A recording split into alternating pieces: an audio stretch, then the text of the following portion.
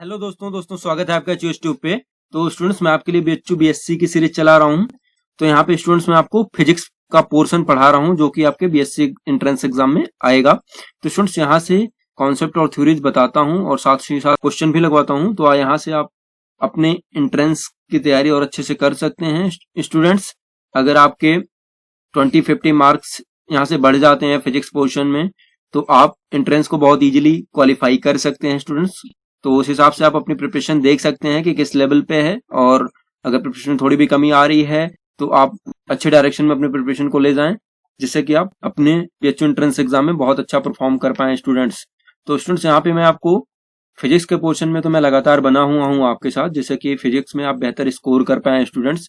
मैंने काफी late series start की, लेकिन मैं कोशिश कर रहा हूँ कि मैक्सिमम से मैक्सिमम चीजें कवर कर सकूं स्टूडेंट्स जब से मैंने स्टार्ट किया है। उसमें मैं स्टूडेंट्स थ्योरी भी बता रहा हूँ, फॉर्मूले भी बता रहा हूँ, न्यूमेरिकल्स भी बता रहा हूँ, और बीएचयू में जो एंट्रेंस क्वेश्चन आए हुए हैं उन क्वेश्चंस को भी मैं करा देता हूँ। तो प्रीवियस ईयर क्वेश्चन भी मैं स्टूडेंट्स इसमें करा रहा हूँ बीएचयू में जो एंट्रेंस में जो आए हुए हैं। तो स्टूडेंट्स ये सीरीज बहुत ही हेल्पफुल है, क्योंकि थ्योरी से भी क्वेश्चन डायरेक्ट बनते हैं। स्टूडेंट्स बीएचयू एंट्रेंस में काफी आते हैं, कॉन्सेप्चुअल क्वेश्चन भी डायरेक्टली आ जाते हैं।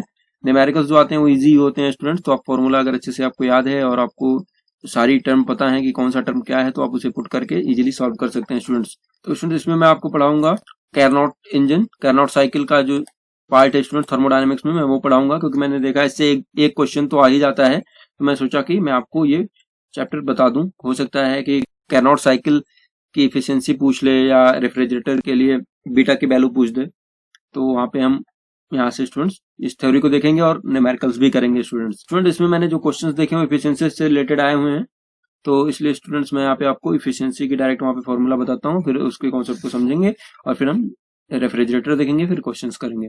The efficiency of Carnot heat engine depends only on the temperature of source T1 and temperature of sink T2। तो स्टूडेंट यहाँ पे मैं आपको बता दूं, जो सोर्स का टेम्परेचर होता है वो हमेशा हायर होता है, जो टेम्परेचर ग्रेटर होता है उसे समझना कि वो किसका टेम्परेचर है, सोर्स का। और स्टूडेंट जो सिंक का टेम्परेचर है वो लोअर होता है। तो जो और यहाँ पे स्टूडेंट T1 T2 केल्विन में है स्टूडेंट्स। जब हम फॉर्मूले में रखेंगे तो यहाँ भी ध्यान रखें आप।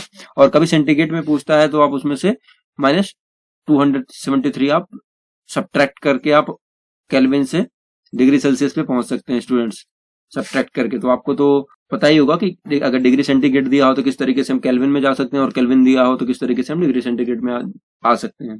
तो स्टूडेंट ये पॉइंट मैं इसलिए आपको बता रहा हूँ, कभी कभी स्टूडेंट्स ऑप्शन दिया हुआ सेंटीग्रेड में और केल्विन में जल्दी से आंसर को निकाल दिया और सोच रहे हैं कि ऑप्शन में है ही नहीं, तो कंफ्यूज हो जाते हैं। तो स्टूडेंट्स इसलिए मैं यहाँ पे ये पॉइंट्स इंपॉर्टेंट था इसलिए मैंने आपको बता दिया। तो यहाँ पे आप देख सकते हैं स्टूडेंट्स कि ये सोर्स है जिसका टेम्परेचर T1 है, और यहाँ पे स्टूडेंट्स Q1 हीट यहाँ से इससे ले जा रही है, मान लीजिए Q1। और जो वर्किंग सब्सटेंस है यहाँ पे इस केस में स्टूडेंट्स वो क्या होगा, डीजल होगा या आपका स्टीम होगा। और यहाँ पे अगर स्टूडेंट W वर्क हो इस सिस्टम पे, और यहाँ से स्टूडेंट जो रिलीज हो रहा है यहाँ पे वो Q2 रिलीज हो रहा है हीट। तो इस तरीके से आप देख सकते हैं जो Q2 इक्वल टू क्या हो जाएगा, Q1 माइनस W, जो ये उस वर्क में खर्च हो गया तो W यहाँ से सब्ट्रैक्ट हो जाएगा। तो और स्टूडेंट जब हम नीटा का फॉर्मूला यहाँ पे कैलकुलेट करेंगे, तो पहले डायरेक्टली ये फॉर्मूला मैंने कैलकुलेटेड है तब निकाल के रखा, लेकिन यहाँ से आप देख सकते हैं कैलकुलेट करेंगे तो नीटा इक्वल टू होगा जो इफिशियंसी हुई कार्नोट साइकिल की इंजन की होगी W/Q1। तो जो वर्क डन है, वर्क है वो क्या है स्टूडेंट, W यहाँ से देख सकते हैं आप Q1 माइनस Q2, तो Q1 minus Q2 divided by Q1। तो स्टूडेंट्स Q1 से यहाँ डिवाइड करेंगे तो ये Q1 से Q1 कैंसिल हो जाएगा, तो 1 माइनस Q2/Q1। तो स्टूडेंट्स यहाँ पे फॉर आइडियल गैस के लिए Q2/Q1 T2/T1 होता है। तो यहाँ से आप पुट करेंगे Q2/Q1 की जगह T2/T1। यहाँ से देख सकते हैं आपकी कैरनॉट साइकिल की एफिशिएंसी की वैल्यू आ जाएगी नीटा इक्वल टू 1 माइनस T2/T1। तो स्टूडेंट्स इस फॉर्मूले को बहुत ही ध्यान से याद रखें। और T2 यहाँ पे सिंक का टेम्परेचर और T1 जो है सोर्स का टेम्परेचर है, T2 यहाँ पे लेस है T1 से, इस बात का ध्यान रखें। इसलिए स्टूडेंट्स यहाँ पे एफिशिएंसी अगर T2 ग्रेटर हो जाएगा तो आप देख सकते हैं एफिशिएंसी नेगेटिव में चली जाएगी, जो कि कभी ऐसा हो नहीं सकता है। और यहाँ पे देख सकते हैं एफिशिएंसी हमारा T1 कभी T2 कभी जीरो नहीं हो सकता, इसलिए स्टूडेंट्स आप देख सकते हैं 0 केल्विन अचीव नहीं कर सकते हम, जैसा आप जानते हैं T=0 नहीं होता 0 केल्विन, इसलिए नीटा जो है 100% नहीं हो सकता। इसलिए स्टूडेंट्स आइडियल सिचुएशन के लिए बात हुई है यहाँ पे, लेकिन जनरली एफिशिएंसी जो है 30-40% होती है। लेकिन यहाँ पे आप फॉर्मूले में कैलकुलेट करके इस वैल्यूज रख के फॉर्मूले में कैलकुलेट करके एफिशिएंसी निकाल सकते हैं स्टूडेंट्स। तो और अगर परसेंटेज में एफिशिएंसी देती है स्टूडेंट्स, वहां पे आपको नीटा परसेंटेज में अगर दिया है या कहीं से फॉर्मूले में परसेंटेज निकालनी है तो आप तो स्टूडेंट्स इस फॉर्मूले का यूज करें कि eta percentage equals to 1 minus T2 by T1 multiply by 100। तो 100 से मल्टीप्लाई कर देंगे ये परसेंटेज में कन्वर्ट हो जाएगा स्टूडेंट्स। तो इस बात का ध्यान रखें स्टूडेंट्स। तो इस केस में आपको स्टूडेंट्स वर्क डन जो होगा वो Q1 माइनस Q2 होगा और जो एफिशिएंसी होगी उसका फॉर्मूला याद रखें।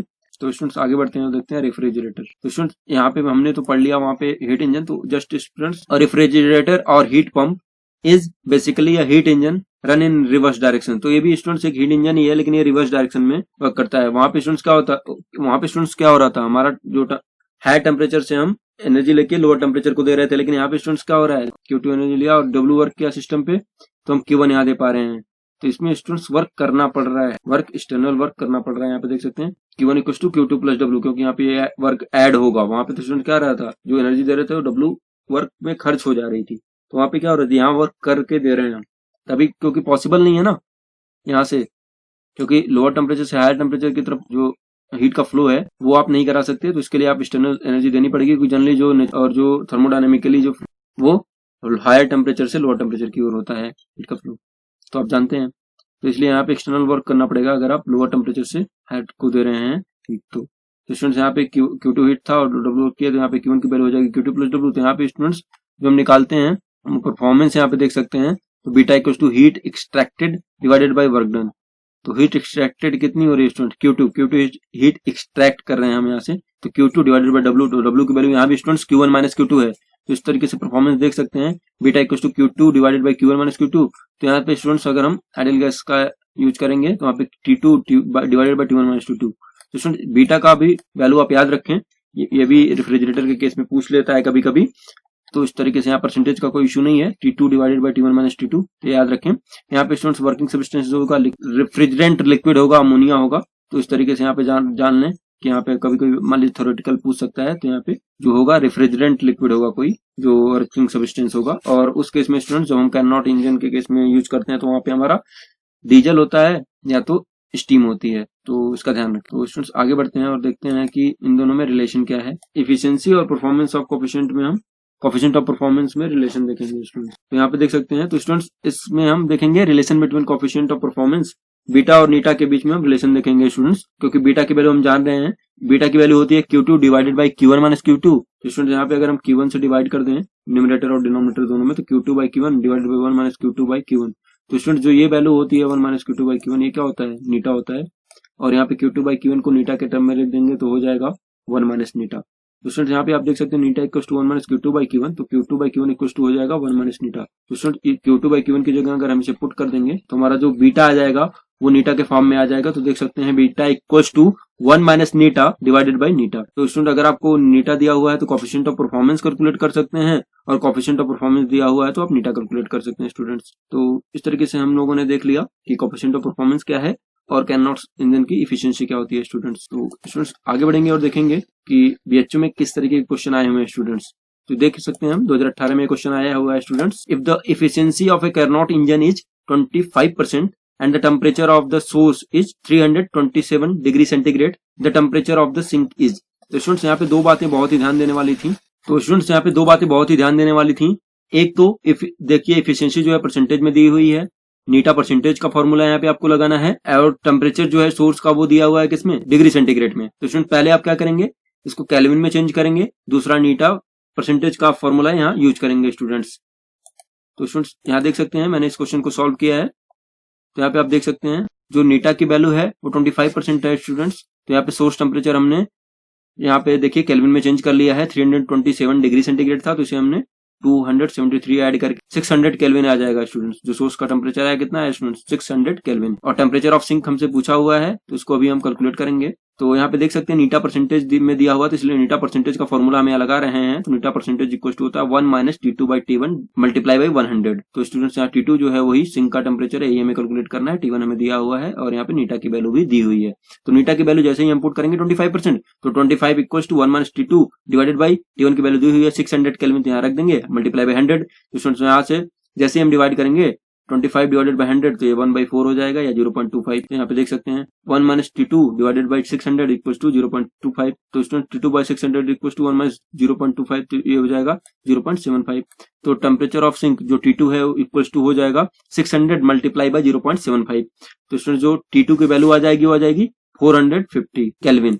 तो स्टूडेंट्स ऑप्शन में हमने देखा था कि वहां पे ऑप्शन केल्विन में नहीं था, तो यही मैंने आपको जो बताया था स्टूडेंट्स कि जब अगर ऑप्शन सेंटीग्रेड में दिया हो तो उसमें कंफ्यूज नहीं होना है आपको। तो यहाँ पे केल्विन में जैसे ही आया T2 = 450 केल्विन, तुरंत ही टेम्परेचर ऑफ सिंक आप देख सकते हैं इन सेंटीग्रेड में कि 450 माइनस 273, इसमें से सब्ट्रैक्ट कर लेंगे तो वैल्यू क्या आ जाएगी, आंसर आ जाएगा आपका 177 डिग्री सेंटीग्रेड।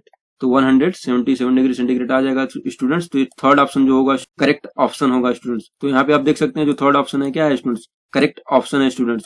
तो हमारा जो वैल्यू आया वो 450 केल्विन आया, उसे हमने सेंटीग्रेड में कन्वर्ट कर लिया डिग्री सेंटीग्रेड में, तो हमें 177 डिग्री सेंटीग्रेड हमें हमारा सिंक का टेम्परेचर मिल गया स्टूडेंट्स। तो स्टूडेंट इस तरह के क्वेश्चन बहुत ही इंपॉर्टेंट होते हैं जैसा मैंने अभी कराया, और ये क्वेश्चन भी इंपॉर्टेंट है स्टूडेंट्स आपके लिए। 2 Carnot engine A and B are operating between 2 pairs of temperatures 500 kelvin and 400 kelvin. तो स्टूडेंट्स 2 Carnot इंजन हैं, A और B हैं, देख सकते हैं। एक तो A जो है वो ऑपरेट हो रहा है 500 केल्विन और 400 केल्विन के बीच, एंड दूसरा बी जो है वो ऑपरेट हो रहा है 400 केल्विन एंड 300 केल्विन के बीच respectively. What is the percentage difference in their efficiencies. तो स्टूडेंट्स ए बी जो हैं वो डिफरेंट टेम्परेचर रेंज में ऑपरेट हो रहे हैं, उनकी हमें परसेंटेज में एफिशिएंसी निकालनी है और उनका डिफरेंस बताना है कि कितना होगा स्टूडेंट्स। पहले मैं बता दूं आप इस क्वेश्चन को किस तरीके से करेंगे। पहले आप नीटा परसेंटेज का फॉर्मूला लिखेंगे, वहां से नीटा ए निकालेंगे, फिर नीटा बी का परसेंटेज फॉर्मूला लिखेंगे, वहां से नीटा बी निकालेंगे परसेंटेज में, फिर उनका जो उसमें से ग्रेटर होगा उसमें से जो लोअर वाला है उसको सब्ट्रैक्ट कर देंगे और हमारा आंसर आ जाएगा स्टूडेंट्स।